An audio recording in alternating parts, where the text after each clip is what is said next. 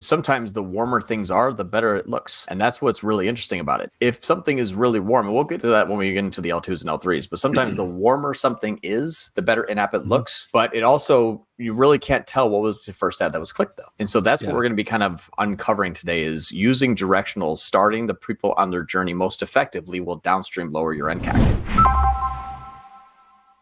And so just explain for the audience before you get into that. I mean, my job is to interrupt you, by the way. I know. Is L1, L2, L3. Explain to everyone what that is, because we used to go L1 through L5. We don't do that anymore because that's too granular.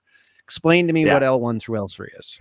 L1 and L2 and L3 is fairly simplistic. L1 is a pure cold traffic. So no one that's ever been to the site, no one that's ever interacted with an ad, no one that has ever been to a Meta or Facebook page, no one that's ever been added anything to cart or has purchased anything from us. So as cold as we could possibly make it, which is really funny because that only gets us about 60% cold. Right. Okay. Yeah. So your L1s are still L2s and L3s. Yeah. Oh, yeah. That's why L1 through 5 is like, it's kind of going to blend together. Yeah. I mean, when, pre-iOS 14, we used to be able to exclude these pretty well. We just exclude, the view content event, and then we'd exclude the add to cart. Well, we really just exclude the view content event, because then you'd be excluding the add to cart and the initiate checkout, and obviously the purchases as a result of that based upon the look back period. But now it's a little bit foggier, even though we do have a tool that actually makes these exclusions a little bit better. You're never going to get 100% cold traffic. No. And you're actually also not going to get 100% re-engagement traffic, which we're going to talk about. Not going to get 100% remarketing traffic, which we're going to talk about. But correct. There is points of opportunity to find that you will not find in app. You can only find through the Wicked platform, and that's what we're going to share with you. Cool. Or if you have a third-party attribution tool that does the same thing, great. This is how you'll use that. This is how you do it. Inside the L2s, these are people who have engaged with L1 ads, but still have not been to the site. These are the people that need a little extra love. So how do you do that? You set up your exclusions. How? Your exclusions in L1 are the same exclusions in L2. The only thing that's different is instead of excluding the people who have engaged with your ads, you are including the people who have engaged with your ads. Okay. But you haven't been to the website, you haven't added to cart, you haven't purchased anything. It's just that one step further inside from L1. So these are basically video engagement audiences in most cases. Yeah, video engagement. What's nice about that is if there's a specific, go one step deeper, you usually will want to use a time lag. And so the time lag, typically I'll use Google for the time lag, or you could do your own MER changes. If I add an ad spend on this date, when do I usually see the increase in revenue flatline? You can use that from a MER perspective. Or if you want a cheat sheet and you're running Google Ads, go into Google Ads and look at your first impression to conversion. If it's like a 10-day sales cycle, it seems about right, test that.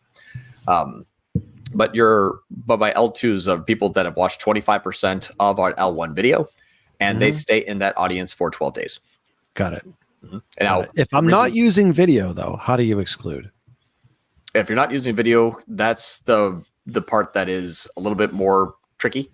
I would say that your L2s can simply just do everything, but that is like a site visitor, but not add to cart, not begin checkout, like the lower funnel events, because they might have visited, but they still may not have had enough love yet. But that part is what we're going to be kind of going into, because Meta actually just ignores all that anyway.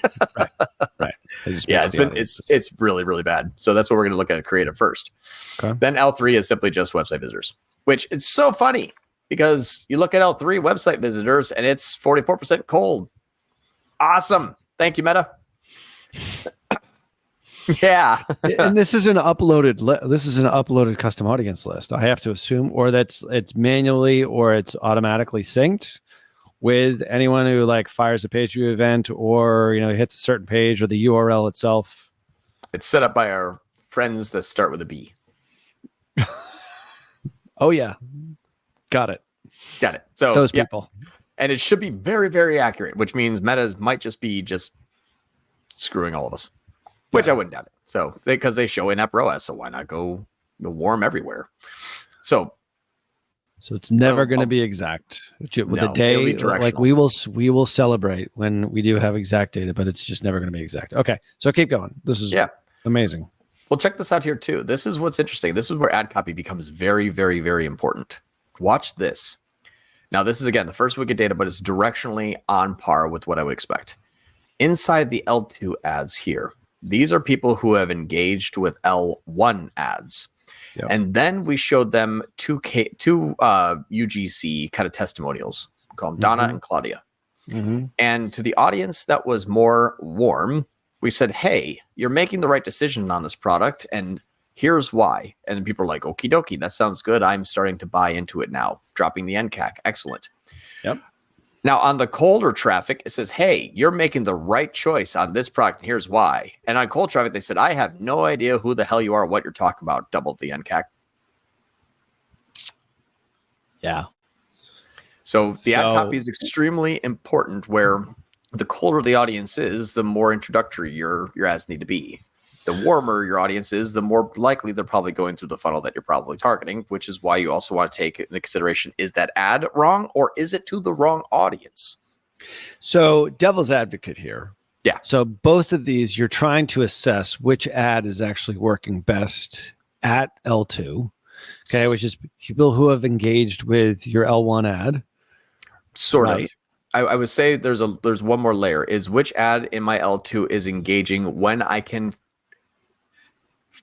say with enough reasonable confidence that they're equal and not too cold versus too warm.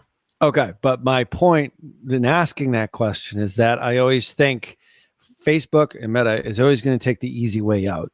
If they have an audience of 100 people in an audience, and they know 50% of them have engaged with your ad before, they're going to make their ad platform look as smart as possible. So they're going to probably show the warm traffic in this particular case. That's just my bias against Meta. So, well, you're saying do you disagree with that, or you don't? Are you saying that there's going to be a higher volume of warm? Yeah. So these are L2 ads. Okay. Yep. You've got a certain percentage that are still in there that's cold in that audience. But because Meta wants to look as good as possible, they're going to say, hey, this guy, as opposed to that guy or whoever it is, they're going to show to that part of the audience that already they know has a higher likelihood to convert, to make the app look better. Yes. And that's what we're kind of leveraging.